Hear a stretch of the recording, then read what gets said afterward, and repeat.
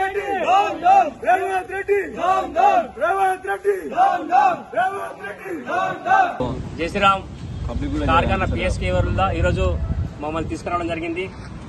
Police వాళ్ళు ఎంత దారుణంగా అంటే అంత దారుణంగా ఇంటికి గుంజుకపోతూ ఇట్లా ఏదో పశువులు మనిషినట్టు వడిస్తూ మొత్తం డీజిల్ లోపల గల్లలో వాటి గుంజుతూ అతి దారుణంగా చిత్రహింసలు పెడుతూ కార్యకర్తలు అరెస్ట్ చేయడం జరిగింది. మేము ఏం అడుగుతున్నాము, మా మందిరం మాకు ఇవ్వమని అడుగుతున్నాము.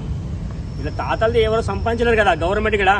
అక్కడ మందిరం ఎప్పుడో ఉంది, చాలా సంవత్సరాల క్రితం మందిరం ఉంది కాబట్టి ఆ మందిరం స్థలం ఇవ్వమని అడుగుతున్నాం. అంతేగాని అల్లేదో స్థలం అమ్ముకుంటాం కాబట్టి మీకు మందిరం ఇవ్వము అంటే ఇవాళ ఎక్కడ మందిరం తీసేసి అక్కడ మందిరాల సంబంధించిన స్థలాలన్నీ అమ్ముకోవడానికి ఆలోచన ప్రభుత్వానికి ఉన్నట్టుంది.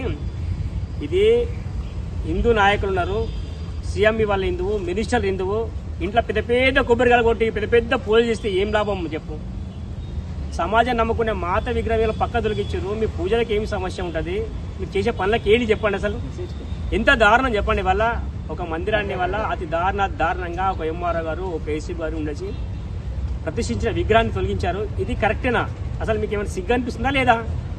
ఒకసారి ఆలోచించాడు. అసలు ఇది ఎక్కడ ఇస్తారు? ఒక ముస్లిం దేశంలో ఒక ముస్లిం రాజు పరిపాలిస్తుంటే ఒక క్రిస్టియన్ దేశంలో ఒక క్రిస్టియన్ రాజు పరిపాలిస్తూ తీస్తుంటారు.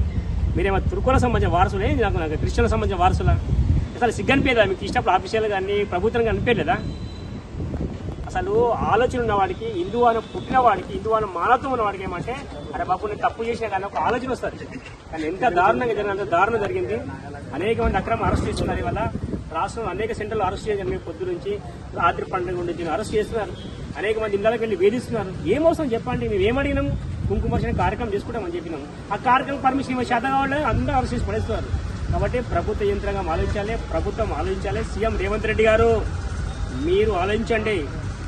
ఆలోచించి మందిరము మాకు నిర్మించే విధంగా మీకు మేము సహకరిస్తాం, మీరు మాకు సహకరించండి.